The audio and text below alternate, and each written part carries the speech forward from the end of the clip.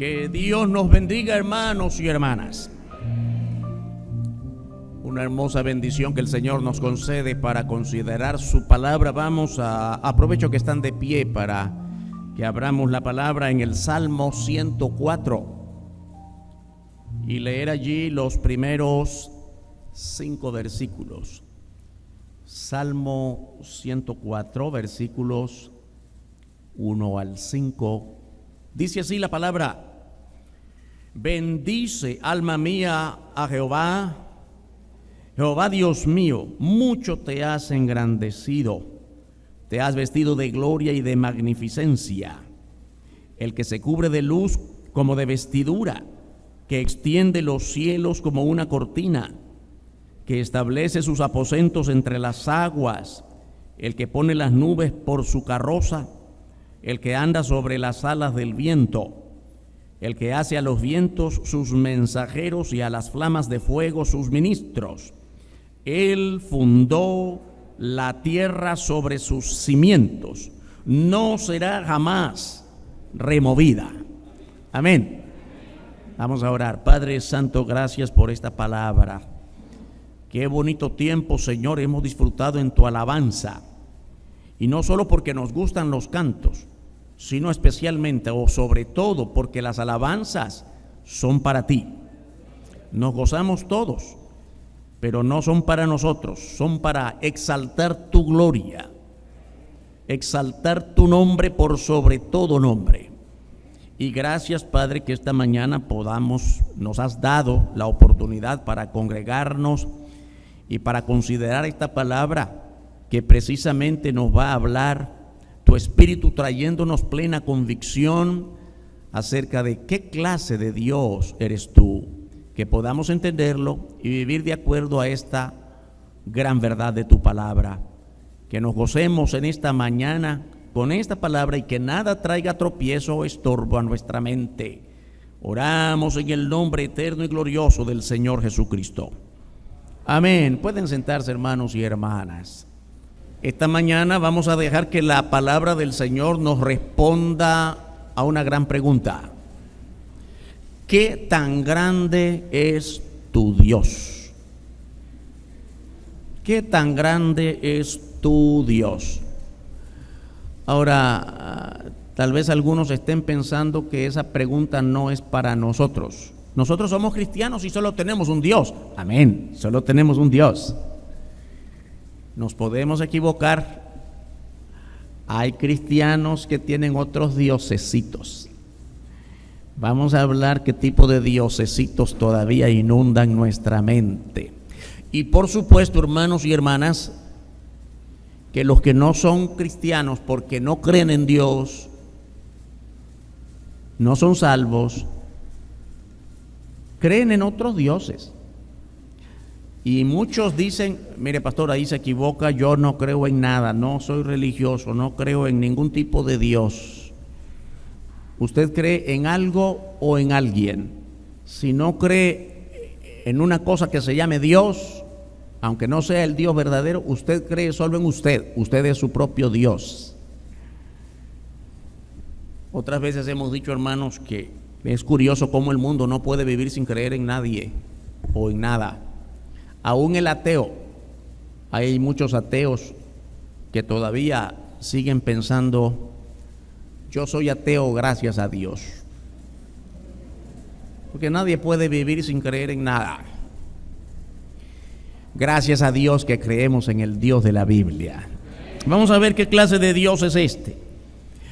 Vamos a empezar con una gran advertencia de Dios. Y mire qué curioso, vamos a hablar de este tema precisamente cuando se pone de moda, con mayor énfasis, la idolatría en nuestra cultura, en este país, en toda América Latina. Países altamente idólatras. Dios dejó mandatos claros contra la idolatría.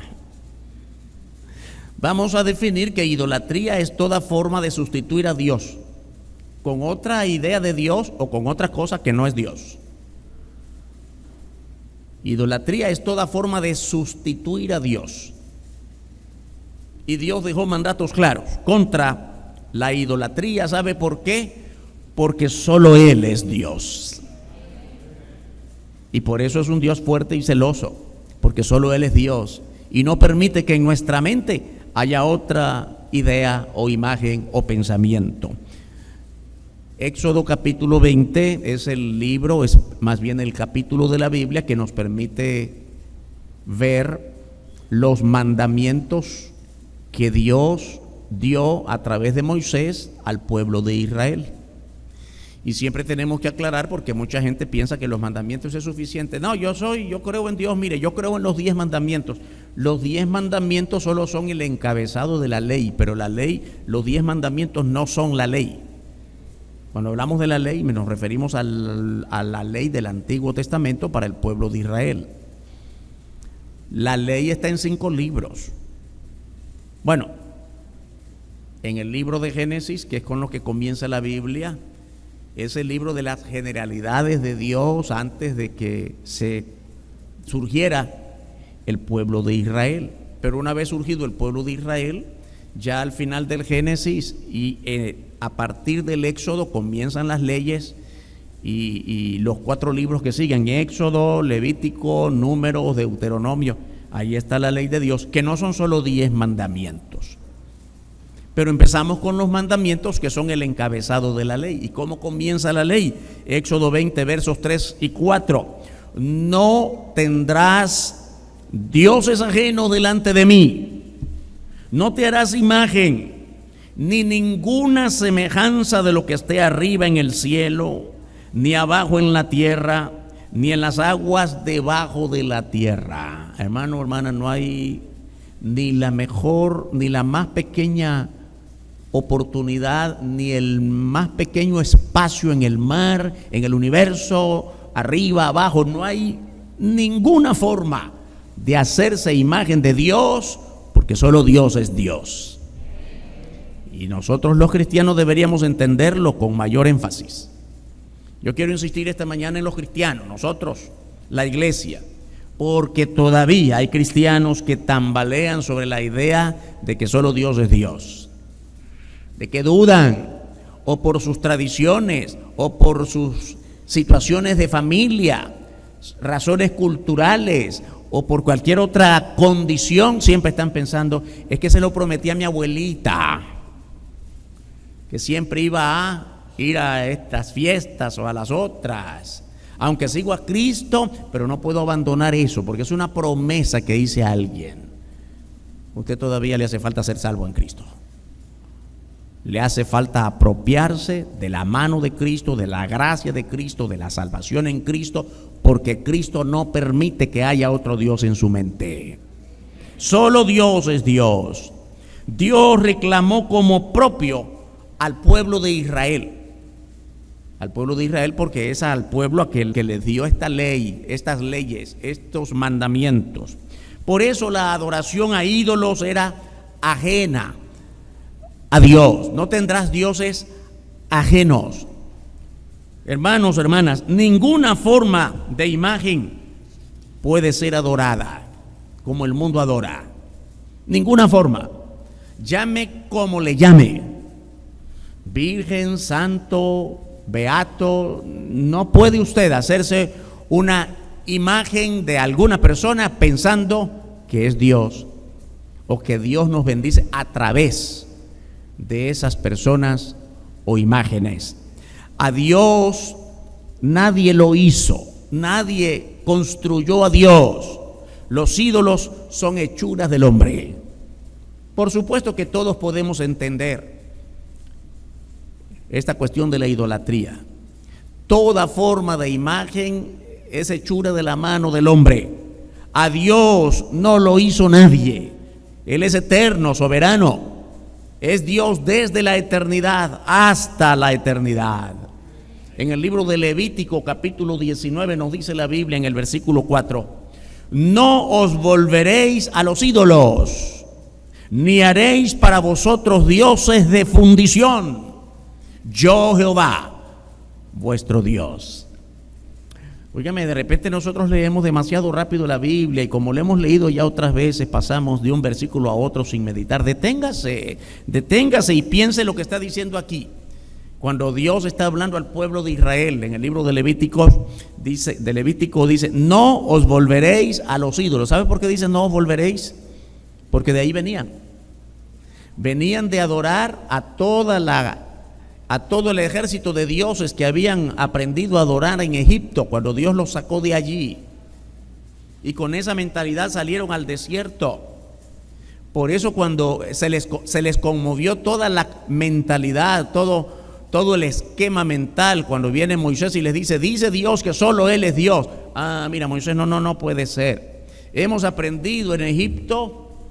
Estuvieron allí 430 años esclavizados. Imagínense, de una generación a otra, aprendiendo a vivir en la cultura egipcia. Eran hebreos de raza, pero eran egipcios de nacimiento. Su comida, su cultura, su manera de ser, su manera de adorar a dioses, la mentalidad egipcia. Y cuando viene Moisés con el mandamiento de Dios, dice Jehová que solo Él merece adoración. No puede ser, Moisés, porque hemos aprendido que hay un Dios para cada cosa. Un Dios para la lluvia, un Dios para la cosecha, un Dios para el día, un Dios para la noche, un Dios para lo bueno, un Dios para lo malo, un Dios para cada cosa. Ahora tú vienes y nos dices que solo hay uno para todo. No cabe aquí en nuestra mente. Por eso, hermanos y hermanas, no fue fácil para ellos dejar de ser idólatras y de hecho nunca dejaron de ser idólatras. Ay, pastor, mire qué cosa, ¿por qué? ¿Qué gente tan dura? ¿Cómo Dios escogió al pueblo hebreo? Óigame, hubiera sido peor si nos escoge a nosotros. ¿No cree usted? Ay, qué gente tan dura que somos. Aún en la iglesia cristiana hay idolatría. Sí, aún en la iglesia cristiana nos hacemos imagen del Dios que nosotros queremos, no como Él quiere que seamos nosotros. Ellos estaban acostumbrados a adorar a dioses, a ídolos, en Egipto, hechos por hombres. Quizá hasta habían participado en hacerlos. Quizá de alguna manera habían fabricado sus propios dioses allí en Egipto. Cuando la Biblia dice, yo Jehová vuestro Dios, esta frase es muy importante. Manifiesta la absoluta autoridad de Dios en cada mandato. Cada vez que Dios da un mandato y otro, y después la ley dice, yo Jehová vuestro Dios. Eso es bueno, hermanos y hermanas. Cada vez que nosotros predicamos la palabra el día de hoy, no se olvide que no es la iglesia. La iglesia no predica un evangelio propio. La iglesia no predica un evangelio de un sínodo, de un presbiterio. La iglesia se caracteriza por predicar la palabra viva de Dios. Y por eso tenemos que insistir, ya sea en un púlpito, cuando usted habla a una persona de modo muy cercano, dice la Biblia. El Señor Jesucristo dice. No, pero en su iglesia, no piensen en lo que dice la iglesia. La iglesia no puede decir otra cosa ajena a lo que dice la Biblia. El cristiano predica la palabra de Dios y eso es la Biblia. Y eso es el sentido de cuando Dios dice al pueblo de Israel, yo Jehová vuestro Dios. No solo es Dios, es de ellos. Yo soy vuestro Dios. Y todo aquello que tú adoras que no soy yo, es un Dios ajeno. Es un Dios que rompe el esquema del pensamiento santo de Dios. Pensemos un poquito, hermanos y hermanas, ¿cuál es el Dios de la mayoría? Muchas veces he oído esto en otras partes y entre nosotros también. Oiga, pastor, hay algo que me hace pensar. Bueno, por lo menos qué bueno que piensa. Hay algo que me tiene pensando. Qué bueno que ocupe su vida pensando. Muchos fracasamos porque hacemos las cosas cuando no pensamos. Y aunque pensemos, no pensamos bien. Pero qué bueno que está pensando. ¿Qué le inquieta? ¿Sabe que me hace pensar el hecho de que por qué nosotros los cristianos evangélicos decimos que tenemos la verdad? ¿Y cómo es posible que la mayoría esté equivocada? ¿Sabe que estamos muy acostumbrados a esto de que la mayoría siempre tiene la razón? Y nos equivocamos con eso. En la Biblia tenemos muchos ejemplos de cuando la gran mayoría se equivocó. Y yo quiero llevarle en su memoria, en su pensamiento, al momento cuando el pueblo de Israel estaba allí congregado en el desierto y Moisés se separa por un tiempo de ellos y va al monte Sinaí. ¿A qué fue Moisés, Aarón y otro acompañante a la cima de Sinaí? No fue Aarón, fue Josué también. ¿Qué estaban haciendo allá en el Sinaí? Recibiendo las leyes de Dios. Aarón se quedó allí con ellos. Y cuando Moisés está allá y recibe las leyes y baja a donde está el pueblo, ¿con qué se encontró, hermanos? Estaban adorando el becerro de oro, hecho con sus propias manos, con sus propios prendedores y joyas. ¿Comprende? Fundido por ellos mismos. Y Moisés se dirige a Aarón, que había quedado responsable del pueblo, y le dice: Aarón, ¿qué hiciste? Voy a decirlo como creo que es el sentido de la Biblia, que lo dice con otras palabras. ¿Sabes qué, Moisés? Fue una decisión bien democrática. ¿Sí? ¿Por qué? Porque es una decisión de la mayoría. Hermanos, no olvide lo que hemos oído por allí, y a lo mejor muchos cristianos creen que eso es verdad. Y la voz del pueblo es la voz de Dios. Amén, hermano, qué bonito que suena. ¿Cómo se equivocaron, verdad? Si vamos a hablar de democracia, ese era un acto bien democrático. Óigame una cosa, yo no estoy en contra de la democracia en la relación política, pero en lo que se refiere a Dios, solo Dios es Dios. Dios es soberano. No importa si aquí 99 contra 1 estamos diciendo: no, mire, se equivocan, lo que la Biblia, la mayoría está de acuerdo. Eso de no mintáis los unos a los otros, ¿cuántos están de acuerdo, hermano? Pastor, no, mire, yo creo que nosotros debemos, algunas mentiritas que sí, ¿cuál que está de acuerdo? Que algunas mentiritas sí podemos. Amén, hermanos. 99 contra 1. Hecho, podemos mentir. El que hurtaba no hurte más, no robarás. Pastor, algunas veces de vez en cuando hace falta robar para los pobres, ¿no le parece? Robar por buenos fines. ¿Cuántos están de acuerdo? Mayoría, hermanos. Entonces sí, hermano, una decisión bien democrática. La voz del pueblo es la voz de Dios. Ay, hermano, ¿cómo nos equivocamos? Y así se equivocó una y otra vez el pueblo de Israel. Y sigue equivocándose el mundo, porque la mayoría del mundo no cree en Dios. Qué bonito grupo estamos aquí. Si juntamos los otros por allá y otra iglesia por allá, somos muchos, sí, pero nunca somos la mayoría.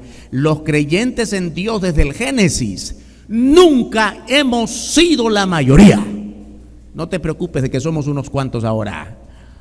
Lo que sí debemos asegurarnos es que estamos haciendo nuestra vida en la palabra de Dios y que de eso nadie te mueva. Esa es la iglesia fiel. Llegó un momento en el que uno de los profetas, recuerda a Elías: solo yo he quedado profeta de Jehová. Solo él, hermanos. Recuerda a Job, hasta la esposa le dijo: solo tú sigues creyendo en tu Dios, reniega de él.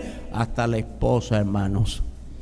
Pero nunca dejaron de creer en el Señor, ni Job ni Elías. ¿Por qué tiemblas, hermano, hermana, delante de la idea de que somos unos cuantos? Así que para que no me vaya mal, por la mañana voy a ir a la escuela dominical y por la tarde voy a ir a misa. No crea que estoy exagerando. No crea que estoy exagerando. Es que no puedo dejar, hermanito, mira que yo crecí entre las fiestas patronales y no puedo romper con eso. Ay, hermano, ¿cómo hace falta evangelizar a los evangélicos? ¿Comprende lo que estamos diciendo? Tenemos que insistir en evangelizar a los evangélicos, porque muchos evangélicos solo lo son de nombre y creen que son evangélicos solo porque van a una iglesia una vez por allá. Solo estoy presentando la Biblia, hermano. Esta no es ninguna opinión personal. Es la Biblia la que nos manda a someternos a esta palabra de Dios. Solo Dios es Dios. El Dios de la mayoría. Hay dioses del tamaño que ellos quieren, de todos los tamaños, y de todos los colores, y de todos los nombres. Déjenme darle un ejemplo. Otras veces lo hemos hecho, pero para que meditemos en esto.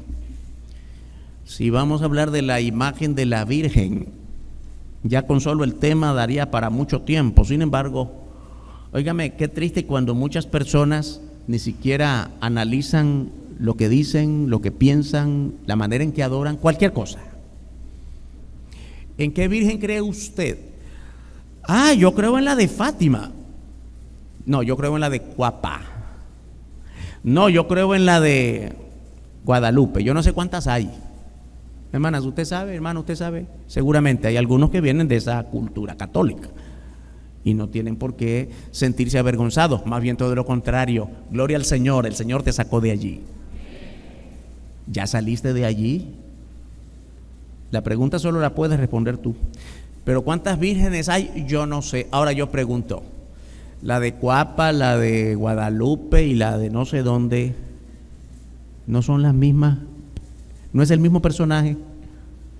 Cuando hablan de la Virgen, ¿qué personaje es? Pues María. ¿Y cuántas Marías hay? No, pero es que la una es más milagrienta que la otra. Ay, hermano, ¿se da cuenta cómo la gente adora sin saber ni razonar lo que dice? No, nosotros no tenemos enredo con eso. Adoramos al único Dios, sin nombre. Dios es Dios y su Hijo se llama Jesucristo. ¿En qué Jesucristo crees tú? El que apareció por allá, porque ese hace más milagros que el que apareció por aquí. ¿Cuántos Jesucristos hay, hermano? Solo uno, el que mora en nuestros corazones. No nos confundamos. El Dios de la mayoría es un Dios al tamaño que ellos quieren, al modelo mental que ellos quieren, al tamaño de sus intereses. Ay, hermano, qué fiesta tan grande cuando se aproximan estas cosas, estas celebraciones, porque es un gran negocio. Porque van al son del mercado. Porque ni los que venden son religiosos, pero sacan buenas partidas económicas. Y hay mucho intelecto detrás de todas estas cosas. Son grandes intelectuales, son movimientos culturales, son grandes movimientos sociales. Hermanos, hermanas, no importa qué nombre tome la religión, es la religión que más convenga a los intereses mezquinos de las mentalidades humanas. Muy importante que reflexionemos sobre esto, porque cuidado, lo que se practica en el mundo se practica igual a lo interno de las iglesias cristianas. Les damos otros nombres, pero el gran apóstol, el gran profeta, el gran iluminado de este tiempo, la Biblia nos ha advertido una y otra vez desde el libro de los Hechos, que estamos estudiando, hermanos, desde el libro de los Hechos y después en todas las cartas apostólicas, estamos viendo de cómo se nos advertía que en medio de la iglesia se levantarían. Óigame, hay una frase muy interesante que la usó primero el Señor Jesús y después la usó la usó el apóstol Pablo. Capítulo 20 de Hechos. Se levantarían lobos rapaces. No es una frase paulina. El primero que la usó fue el Señor Jesucristo. Lobos rapaces y falsos maestros, que no vendrían de afuera, no, que surgirían del interior de la iglesia. Hermanos y hermanas, ¿sería que estamos tan ciegos o los idólatras están tan ciegos que no ven cómo ha caminado esto en relación a la perversión? Usted mira todas las celebraciones que se hacen en el marco de las idolatrías, de las fiestas patronales y otros nombres que les dan. ¿Quiénes son los que más participan ahora? Los homosexuales. Hermano, hermana, yo no sé si a nosotros nos da repulsión Piense cómo le dará al rostro de Dios mirar eso. Cuando el Señor Jesucristo, solo les recuerdo esto porque no es el tema, pero cuando el Señor Jesucristo está en la cruz, llegó a decir: Padre, ¿por qué me has abandonado? No sale en la Biblia lo que dijo el Padre, pero podemos adivinar: hijo, porque yo no puedo verte tan cargado de pecado. Está el Señor Jesús en la cruz del Calvario, cargando sobre sí el pecado de todos nosotros y el pecado de todos los de afuera. Y el Padre hace así: hijo, Padre, ¿por qué me has abandonado? Hijo, no puedo verte. ¿Qué perversidad está sobre ti? Y el Señor Jesús no había cometido ni uno solo de ellos. Son los nuestros. Qué grande es la gracia de Dios para con nosotros en Cristo. No, hermano, no ofendamos a Dios adorando otras cosas, adorando el Dios dinero, adorando el Dios internet. Óigame, el internet no es pecado. El pecado es como usted lo usa. La televisión no es pecado. El pecado es como la usa. ¿Comprende? Porque ahí aparece de todo. Es un banco de información. ¿Qué información busca usted? Óigame, cuando nosotros preparamos lo que predicamos, temas, conferencias, sermones, nos sirve de mucho la información que está en el internet. Muchísimo. ¿Para qué lo ocupa usted? ¿Comprende? Que los equipos, los aparatos, las tecnologías no son el problema. El problema está en el corazón de cada uno y de cómo nos humillamos delante de Dios cada vez que usamos nuestro tiempo, nuestro dinero, nuestros medios, nuestros recursos. Los dioses del hombre, hermano, hermana, son dioses inútiles. Isaías capítulo 44, versículo 9 dice la Biblia: los formadores de imágenes de talla, todos ellos son vanidad, y lo más precioso de ellos para nada es útil, y ellos mismos son testigos para su confusión de que los ídolos no ven ni entienden. Ahora, yo espero que nosotros estemos bien claros de esta última frase: los ídolos no ven ni entienden. Pero los idólatras van a pedir favores con mayor devoción que como usted viene a la iglesia para orar al Dios verdadero. Y nos cuesta pedir que Dios nos bendiga porque queremos hacerlo nosotros. Es que Dios no me bendice al modo que yo quiero, sabiendo que los ídolos ni te oyen porque no pueden hacerlo. Hermanos, hermanas, los dioses de hombres son inservibles porque no cambian la vida de nadie. Y es una bofetada al rostro del Señor Jesucristo cuando tú, siendo cristiano, sigues todavía en la idolatría, porque Cristo sí cambió tu vida para siempre. Es una ofensa al Dios que te ha cambiado. Y tú te resistes a que siga cambiando tu vida, porque no rompes de una manera definitiva con aquello de donde Dios te sacó para que le sirvas. Los que los hacen no son dioses sino hombres, por tanto no pueden hacer nada mejor que ellos mismos. Las imágenes talladas por las manos de hombres ni siquiera superan al hombre pecador que los hizo. El Salmo 115, verso 4 dice la Escritura: los ídolos de ellos son plata y oro, obra de manos de hombres. Por supuesto, hermanos y hermanas, que si voy a hacer algo con mis manos, quiero hacerlo lo mejor que sea posible. Y más si es para el mercado, quiero hacerlo lo más atractivo posible, para que alcance el mayor precio posible en el mercado. El Dios más bonito que yo pueda. Claro, cuando yo voy a la palabra y este Dios que es grande y poderoso me exhorta para vivir en santidad, claro que ya no me siento bien.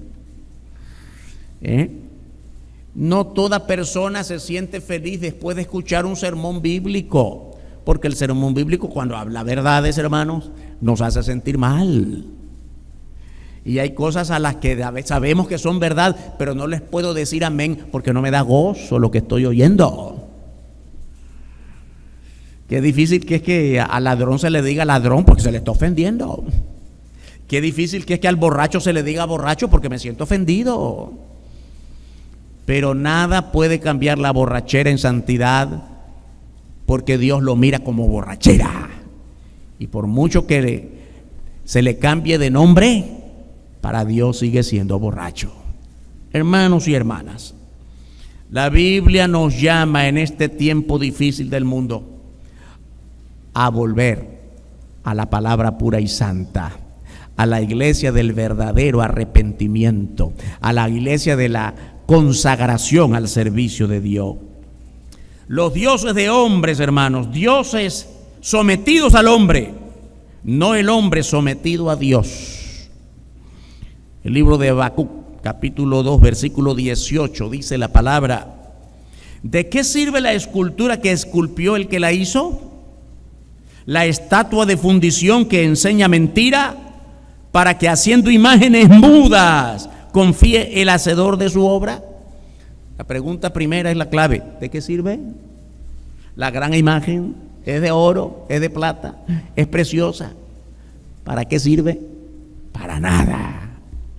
No te oye, no te bendice, y otros se enriquecen por causa de tu fidelidad a la imagen que no funciona, que no te escucha. Hermanos, hermanas, y yo creo que muchos han tenido la oportunidad de viajar a otros países. En realidad aquí como que no lo he visto mucho. No quiero decir que no haya, pero sí hay. En otros países eso es más. Usted llega por turismo, llega a una de estas capillas o catedrales o como quiera que les llamen, los grandes templos de la idolatría, y ve una imagen por aquí y otra por allá y otra en todas partes, y oiga, la gente se quita sus prendas de oro, todo lo que lleva, y se la pone a la imagen. Usted mira, están pero llenas de joyas. La gente se desprende de eso. Es difícil que se desprenda de 10 pesos para dárselo al hambriento en la calle, pero se desprende de joyas altamente costosas. ¿Y usted sabe a dónde va? Ni lo pregunte. Al día siguiente está vacío el lugar para que lo vuelvan a seguir llenando. ¿Quién se las llevó? ¿Y qué fines se cumplen con eso? Bendito el Señor, que nosotros somos salvos, no por obras ni por sacrificios, sino por la bendita sangre de Cristo. Por su gracia nos hizo salvos. No menosprecies, hermano, hermana, la salvación que Dios te dio. No ofendas al Señor Jesucristo. No le des otra bofetada peor que la que le dieron en la cruz del Calvario, porque eso hacemos cuando, además de seguir a Cristo, seguimos imágenes o cualquier otra forma de idolatría. El hombre quiere un Dios que no le juzgue en lo que hace. Los religiosos, los idólatras, quieren un Dios que no juzgue lo que hacen, que no les exhorte acerca de su pecado, acerca de su maldad. Quieren un Dios que no castigue lo malo. Quieren un Dios que le permita hacer lo que quiera. No por casualidad, cuando se realizó en el siglo, estamos hablando de en 1500 algo, en el siglo XVI, la Reforma Protestante, en la segunda parte de ese siglo. No por casualidad, hermanos y hermanas, la religión católica se conmovió. ¿Sabe por qué? Entre otros de los muchos puntos, porque la Reforma Protestante vino a quebrar el negocio de las indulgencias. Hablo de esto, ¿sabe por qué? Porque hay muchos cristianos que no saben lo que son las indulgencias. Es bueno investigar, es bueno estudiar. Estudie, hermano, estudie la palabra. ¿Sabe lo que? La palabra y la historia. ¿Sabe lo que es la indulgencia? Vendían el perdón de Dios por adelantado.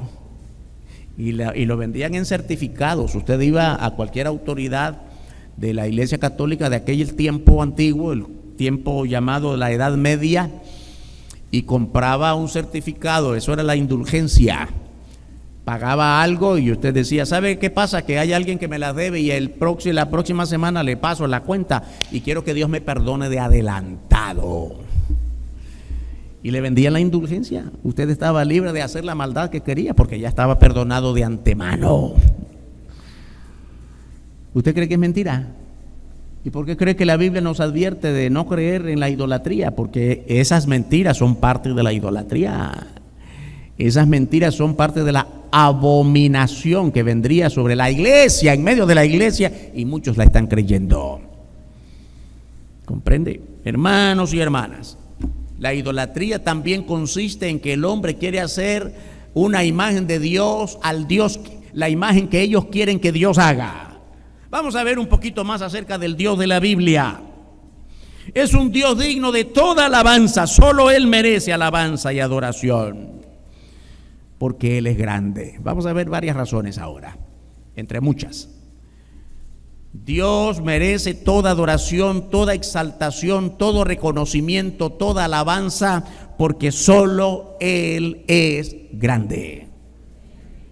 Otras veces hemos dicho, hermano, a veces decimos, nuestro Dios es más grande. Óigame, no es pecado decirlo, no es malo decirlo, pero no es la verdad. ¿Cómo es esto? Sí, porque Dios no es más grande que otros, es que no hay otro. Cuando usted dice Dios es el más grande, quiere decir que hay otros que aunque sean pequeños, pero que son dioses. No, Dios no es el más grande, es el único que es grande, porque es el único. No se puede comparar. Si usted dice que es el más grande, quiere decir que hay otros con los cuales lo está comparando, aunque sean pequeños. No, Él es el único Dios. Él es grande por sí mismo. Él es eterno por sí mismo. Nadie lo ha hecho grande. Él es grande. Salmo 104, verso 1, que lo acabamos de leer. Bendice, alma mía, Jehová. Jehová, Dios mío, mucho te has engrandecido. Te has vestido de gloria y de magnificencia. Mire bien cómo dice la Escritura. Mucho te has engrandecido. ¿Quién lo hizo grande? Nadie. Y ustedes lo hacen grande al otro. Entre nosotros nos hacemos grande o pequeño, ¿verdad? De acuerdo a la conveniencia. Somos buenos amigos, tú eres grande. Más tarde nos peleamos, tú no eres nada.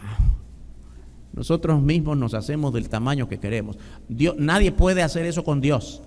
Él es grande por sí mismo. Mucho te has engrandecido. Nadie lo ha hecho grande. Él es grande por sí mismo. No lo ha engrandecido el hombre. Es grande por sí mismo. Y otra razón, hermanos y hermanas, porque es santo. Solo Dios es santo como solo Él puede serlo. Siempre hay algunos que están diciendo, pastor, bueno, la Biblia dice que ahora nosotros también somos santos. Mire, santos en el sentido de santificados. Nosotros no, ninguno de nosotros podemos ser santos por nosotros mismos, ni se le ocurra pensar eso. Dios el Padre ahora nos ve como santos porque nos ve bajo la lupa de Cristo. ¿Comprende? Dios nos ve bajo el sacrificio de Cristo. A través de la cruz de Cristo. Somos santificados en Cristo, por la obra de Cristo. Sin Cristo no somos nada, hermano. Ni lo intente pensar otra cosa. Así que nunca vamos a ser santos como Dios es santo, porque Él es santo desde la eternidad hasta la eternidad. Él es santo. Y la palabra santo en la Biblia tiene que relacionarse mucho con la idea de luz, concepto de luz. Santo, puro, luz, alumbra.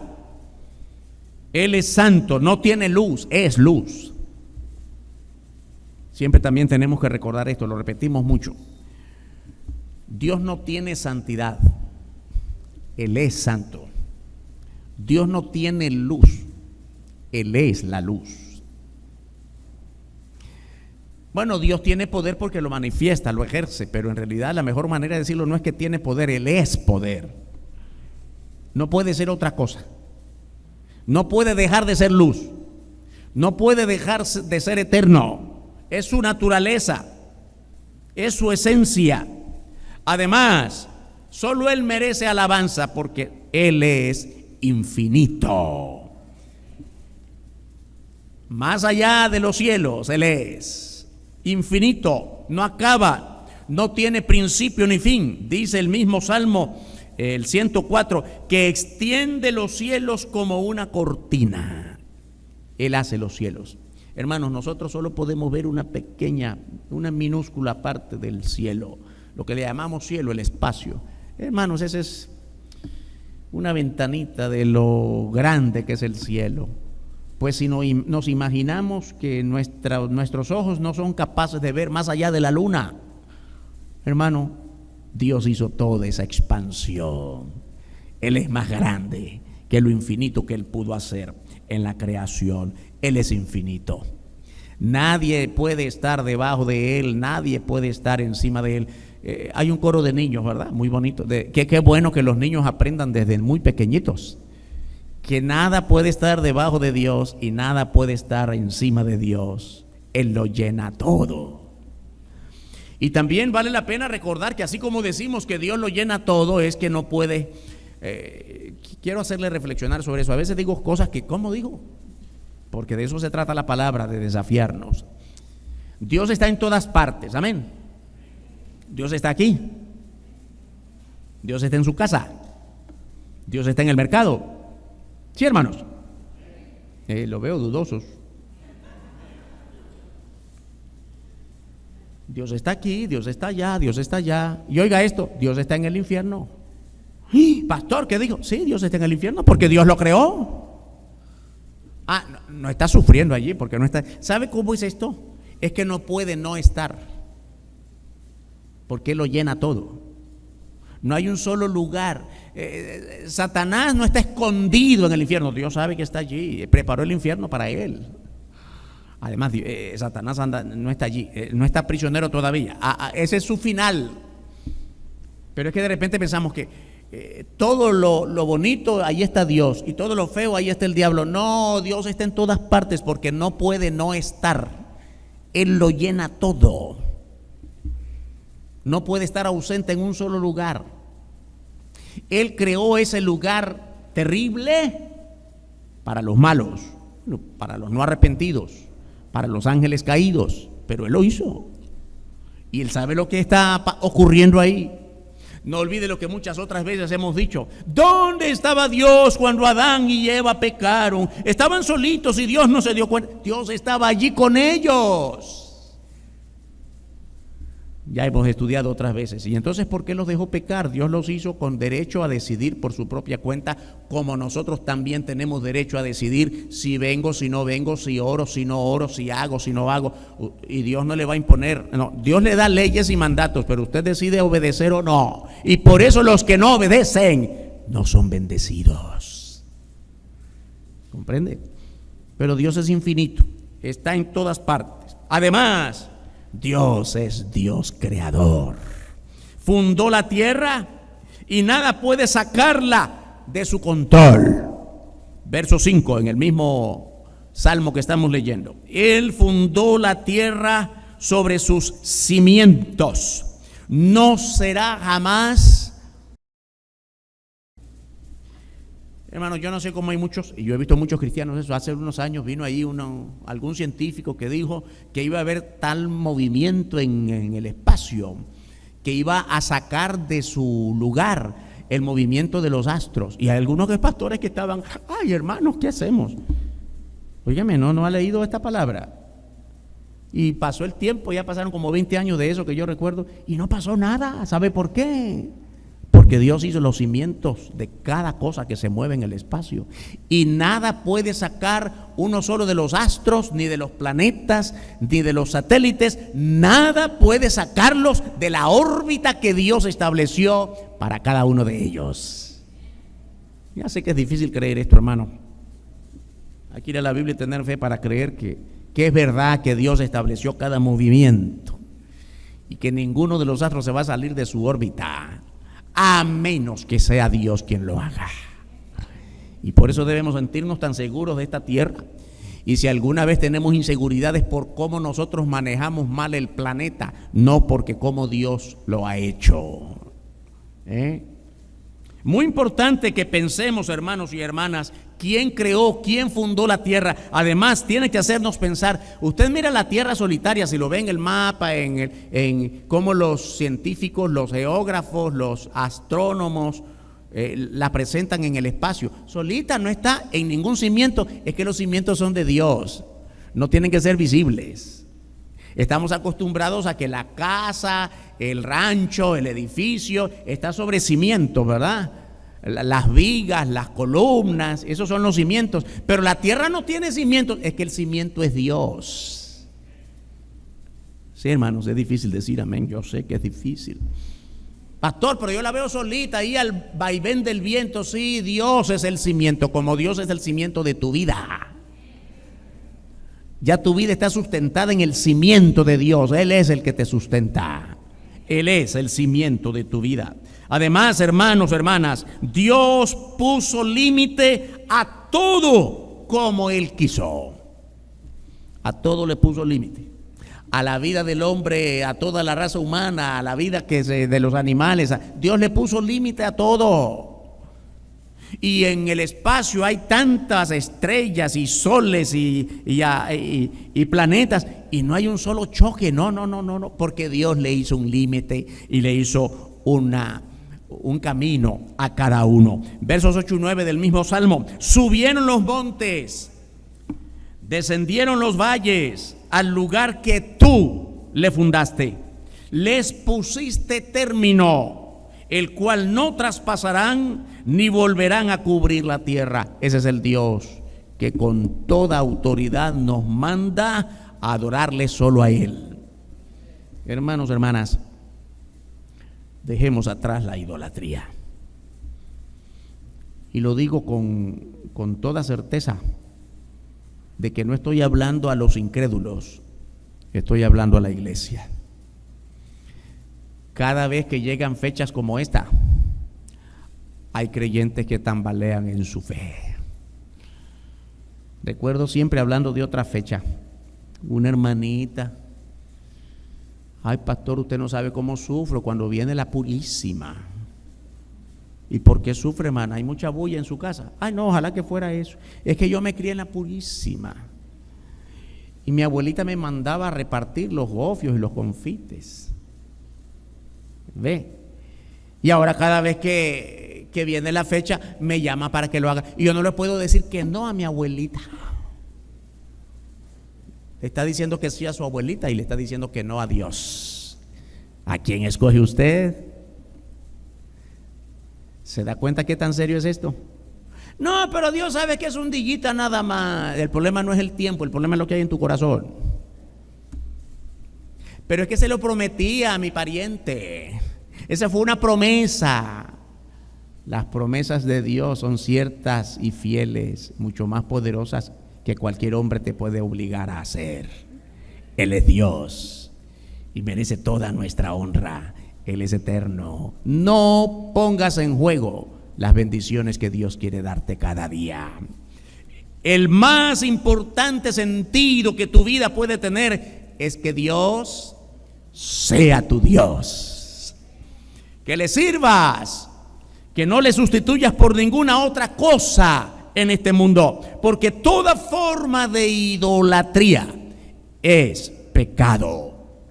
Dios es fiel y bondadoso con todo aquel que le adora y le sirve solamente a Él. Vamos a orar. Padre nuestro, te damos gracias por esta palabra. Te damos gracias porque cuando la meditamos, no hay ninguna duda, Padre, que podemos entenderla, porque tu Espíritu nos llena para entender esta palabra. Perdónanos las muchas veces que fallamos y tomamos como cosa liviana nuestra comunión contigo, y caemos nosotros mismos en la idolatría muy propia de creyentes que ponen su mirada en otra cosa, y nosotros mismos nos movemos a señalar como idólatras a otros solo porque no creen en Cristo, pero nosotros también practicamos de alguna otra forma la idolatría. Perdónanos y ayúdanos a fortalecernos en tu palabra, de modo que glorifiquemos siempre tu nombre, en el nombre eterno, soberano, grande, poderoso de tu bendito Hijo, nuestro Señor y Salvador Jesucristo. Amén. Que Dios nos bendiga, hermanos y hermanas.